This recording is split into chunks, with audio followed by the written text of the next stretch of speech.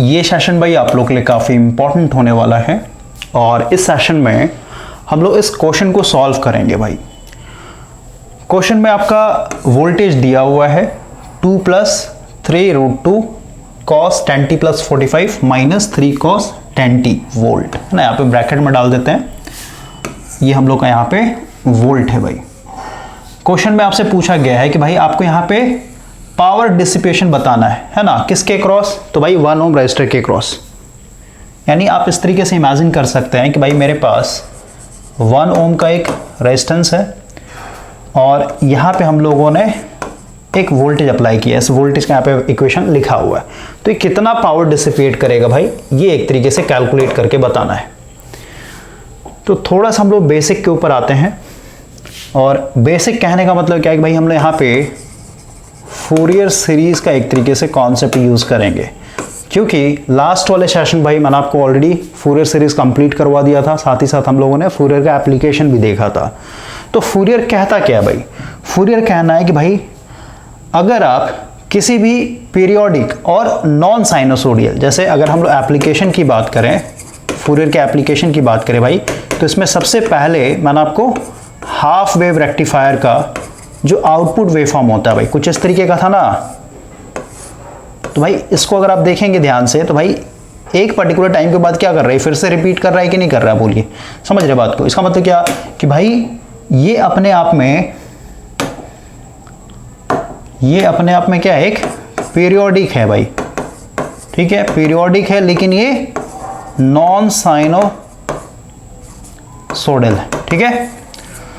तो कोई भी सिग्नल या फिर कोई भी वेवफॉर्म पीरियोडिक हो और नॉन साइनोसोडियल हो, तो भाई इस पे हम लोग फूरियर को एक तरीके से अप्लाई कर सकते हैं। और फूरियर को अगर आप अप्लाई करेंगे तो फूरियर क्या करता है भाई, इसको एक तरीके से 3 पार्ट में ब्रेक डाउन कर देगा। यानी इसमें आप देखेंगे भाई कि इसमें डीसी टर्म कितना है, यानी ए नोट कितना है आपका भाई, फिर बीएन का हम लोगों ने कोफिशिएंट निकाला था, एन का हम लोगों ने कोफिशिएंट निकाला था, है ना। या फिर अगर हम लोग फूरियर सीरीज का अगर जो जनरल इक्वेशन है भाई, इसको लिखते हैं ft = a0 + summation n = 1 to ∞ an into sin n omega t plus summation n = 1 to ∞ bn, इसको cos कीजिए भाई, यहाँ पे हम लोग cos है ना, cos, और यहाँ पे bn sin n omega t, ये हम लोग का जनरल इक्वेशन था भाई, है ना। तो फूरियर का क्या कहना है भाई, जो भी कॉम्प्लेक्स वेव होते हैं, कॉम्प्लेक्स वेव को हम लोग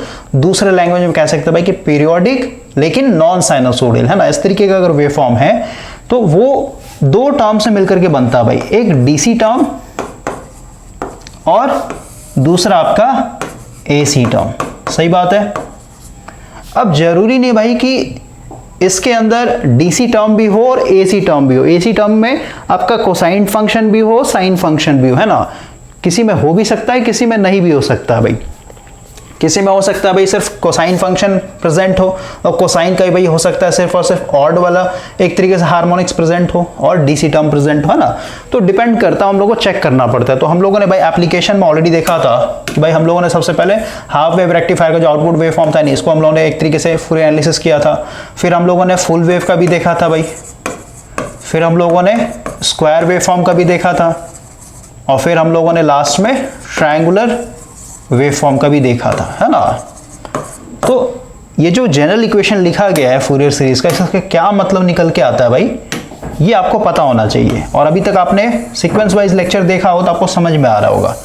तो अगर हम लोग आज के इस न्यूमेरिकल पे भाई देखें थोड़ा सा, और इसमें इस इक्वेशन को देखिए, जो वोल्टेज का इक्वेशन लिखा हुआ है, ये जो 2 है भाई, 2, क्योंकि ये कांस्टेंट है तो इसको हम लोग क्या बोलेंगे भाई, ये डीसी टर्म है एक तरीके से, समझ में आया। ये 2 जो लिखा गया है ये डीसी टर्म है भाई यहां पे, ओके।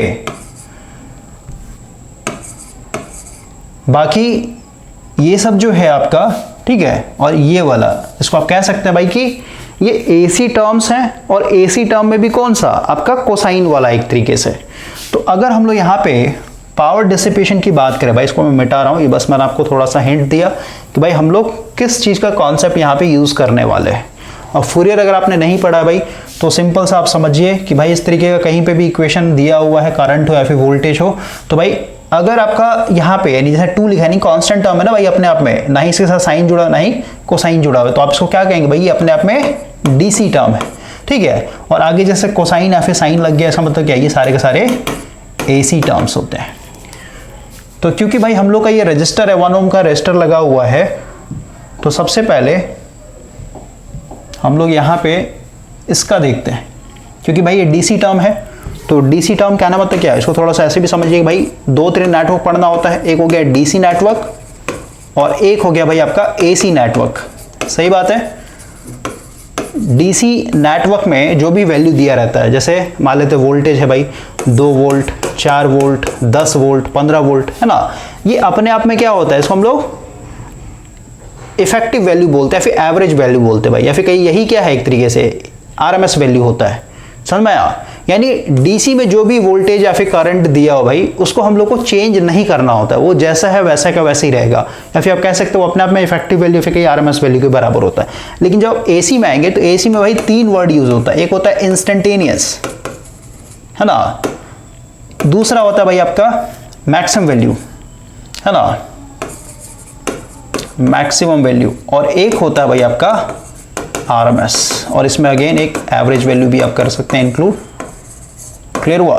तो भाई हम लोग को पता है आरएमएस वैल्यू कैसे निकाला जाता है, तो सबसे पहले आपको मैक्सिमम वैल्यू पता होना चाहिए, और मैक्सिमम वैल्यू को √2 से डिवाइड करेंगे तब जाके क्या होता है, आरएमएस वैल्यू में कन्वर्ट होता है, सही बात है। और आरएमएस वैल्यू क्या होता है, डीसी के इक्विवेलेंट होता है, या फिर कहिए जो हम लोग के पास ओम्स लॉ के थ्रू जो बेसिक फार्मूला आता है भाई, जैसे हम लोग यहाँ पे इस वाले क्वेश्चन की बात करें भाई, तो इसमें हम लोग को कौन सा फार्मूला लगाना पड़ेगा, क्योंकि पावर डिसिपेट कितना हो ये बताना है, तो पावर का फार्मूला 2 तरीके होता है, एक I²R, लेकिन भाई यहाँ पे जो करंट है ये आरएमएस वैल्यू होता है ना, IRMS का स्क्वायर इंटू R होता है, ठीक है।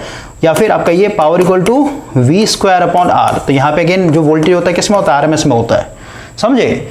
तो अभी हम लोग के पास इस क्वेश्चन में वोल्टेज दिया हुआ, रेजिस्टेंस दिया हुआ, मतलब क्या हम लोग ये वाला फार्मूला यूज करेंगे भाई, सही बात है। तो सबसे पहला जो हम लोग के पास डीसी टर्म है, ये अपने आप में डीसी वोल्टेज है भाई, ठीक है। तो इसके लिए हम लोग को तो कुछ भी चेंज नहीं करना पड़ेगा, ये अपने आप में क्या है भाई, इफेक्टिव वैल्यू फिर कहीं आरएमएस वैल्यू है, क्लियर हुआ। लेकिन यहाँ पे देखिए ये एसी टर्म है, ये भी आपका एसी टर्म है, तो कॉस के पहले या फिर कहीं साइन के पहले जो भी फंक्शन रहता है वो क्या होता है, अपने आप में मैक्सिमम वैल्यू होता है, समझ में आया। तो अगर हम लोग यहाँ पे बात करें भाई, ये जो आपका 3√2 into cos 10t + 45 degree, 45 degree क्या होते हैं, तो भाई फेज शिफ्ट को दिखा रहा है, कितना लीड कर रहा है कितना लैग कर रहा है, ठीक है। तो यहाँ पे समझिए कि भाई ये इसका होता है VM मैक्सिमम वैल्यू, इसको हम लोग मैक्सिमम वैल्यू बोलते हैं भाई। तो इसका मुझे आरएमएस वैल्यू चाहिए ना, तो आरएमएस वैल्यू क्या हो जाएगा बताइए, कलर चेंज करते हैं भाई, आरएमएस वैल्यू क्या हो जाएगा, maximum value divided by √2, maximum value कितना है 3√2 डिवाइडेड बाय √2 कट जाएगा, तो आएगा यहाँ पे 3 वोल्ट, समझे। यानी ये जो फंक्शन दिया हुआ है इसका हम लोग को सिर्फ और सिर्फ यहाँ पे आरएमएस वैल्यू लेके चलना था, कितने के बराबर आ गया, 3 वोल्ट के बराबर आया भाई। अब यहाँ पे आ जाइए, इस वाले फंक्शन को अगर हम लोग देखें यहाँ पे 3 cos माइनस लिख देते हैं, कोई दिक्कत नहीं है, 10t है ना। तो भाई इसका मुझे आरएमएस वैल्यू निकालना है, क्या हो जाएगा, मैक्सिमम वैल्यू डिवाइडेड बाय √2, तो मैक्सिमम वैल्यू यही तो है, कॉस के आगे जो होता है -3/√2, ये आ जाएगा हम लोग का। अब भाई हम लोगों ने तीनों वोल्टेज का आरएमएस वैल्यू निकाल लिया, ये तो अपने आप में आरएमएस वैल्यू भाई, इसका हम लोगों ने ऑलरेडी निकाल लिया, इसका भी हम लोग ऑलरेडी निकाल लिया। अब हम लोग यहाँ पे पावर डिसिपेशन की बात करते हैं, ठीक है। तो पहले डीसी टर्म के कारण देखते हैं भाई कितना पावर आएगा, है ना। Power consumption due to DC कितना हो जाएगा, V²/R, है ना, V²/R। तो भाई वोल्टेज कितना है इसका 2, तो 2 का स्क्वायर करेंगे 4/1, है ना, यानी 4 वॉट के बराबर होगा। इसके बाद हम लोग इसके चलते देखते हैं, इस वाले यानी एसी टर्म के चलते कितना आएगा, तो भाई यहाँ पे एसी लिख देते हैं, इसका आरएमएस वैल्यू कितना है 3, तो V²/R, तो भाई कितना हो जाएगा 3 का स्क्वायर इन 9/1, यानी ये हो जाएगा 9 वॉट के बराबर। और लास्ट वाला फंक्शन क्या है भाई, अगेन ये भी एसी टर्म है, क्या हो जाएगा V²/R, तो भाई इसका वोल्टेज कितना है -3, है ना। इसको माइनस रहने देते हैं भाई, क्योंकि ये तो यहाँ पे ना माइनस छोड़ देते हैं, इसको ऐसे ही रहने देते हैं। यहाँ पे बस लिखिए VM कितना है 3 3/√2, ठीक है। तो 3/√2 का स्क्वायर कीजिए पहले, 3/√2 का स्क्वायर डिवाइडेड बाय 1, तो कितना हो जाएगा 9/2 यानी 4.5 वॉट। क्लियर हो गया। तो भाई ये हम लोगों ने इसके चलते कितना पावर कंज्यूम होगा, इसके चलते कितना होगा और इसके चलते कितना होगा। अब देखिए ये तो मैंने बच्चे की तरह भाई तोड़ तोड़ के समझाया, लेकिन अगर हम लोग को एक ही बार लिखना होगा तो हम लोग सीधे सीधे क्या करेंगे, ये हम लोग को पता है, फूरियर सीरीज अगर आपने पढ़ा हो भाई तो आपको दिक्कत नहीं होगा यहाँ पे कि भाई इस वोल्टेज का क्या मतलब निकलता है ना। तो ओवरऑल समझिए कि भाई इसके चलते जो पावर आएगा, इसके चलते जो पावर आएगा और इसके चलते जो पावर आएगा, क्योंकि हम लोग ओवरऑल अगर नेट इक्विवेलेंट की बात करें भाई, पावर इक्वलिटी का V²/R हो जाएगा ना। तो यहाँ पे जो वोल्टेज हम लोग लिखेंगे तो यहाँ पे ये प्लस है, ये भी प्लस है, लेकिन ये माइनस है एक तरीके से, समझ में आया। तो अगर हम लोग टोटल यहाँ पे देखें भाई तो ये दोनों ऐड हो जाएगा, समझे, ये दोनों ऐड हो जाएगा, क्योंकि दोनों क्या है, इनका कोफिशिएंट जो है पॉजिटिव है। जैसे वोल्टेज का मतलब समझिए ना भाई, ये +2 वोल्ट है, ये भी प्लस, ये भी प्लस है, लेकिन भाई इसका जस्ट अपोजिट है ना माइनस। इसका मतलब क्या, जैसे मान लेते हैं ये दोनों को अगर हम ऐसे दिखा रहे हैं भाई, है ना, ये प्लस है माइनस है, दूसरे वाले को भी ऐसे दिखा रहे हैं प्लस है माइनस है, ये माइनस लग गया, इसका मतलब क्या है, इसका जस्ट अपोजिट है भाई। इसका मतलब क्या कि भाई ये कुछ इस तरीके का होगा, ये माइनस है, ये प्लस है, समझे। तो इसके चलते अगर करंट ऊपर तरफ जा रहा है, इसके चलते भी करंट ऊपर, तो इसके चलते करंट नीचे तरफ आ रहा है ना। तो ओवरऑल क्या हो जाए, जो पावर डिसिपेशन होगा ये दोनों ऐड हो जाएगा और इसका सबट्रैक्ट हो जाएगा। तो अगर हम यहाँ पे टोटल पावर की बात करें, यानी नेट पावर की बात करें भाई, क्या हो जाएगा 4 प्लस इसके चलते कितना है 9 और ये हो जाए आपका -4.5। इसको आप सॉल्व कर लीजिए, 9 4 13 -4.5 सॉल्व करेंगे कितना हो जाए 8.5 वॉट आएगा भाई, पहला आंसर। तो इस तरीके से भाई आपको सॉल्व करना है। बस फूरियर अगर आपने पढ़ लिया तो भाई ये 1 सेकंड में आपका क्वेश्चन बन जाए भाई। इसका बस मतलब समझ में आना चाहिए, इसका क्या मतलब निकलता है एक तरीके से, ठीक है।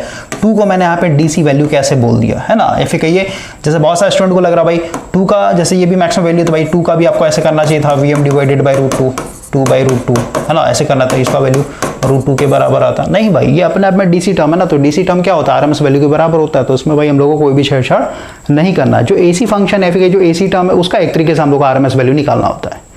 क्लियर हो गया।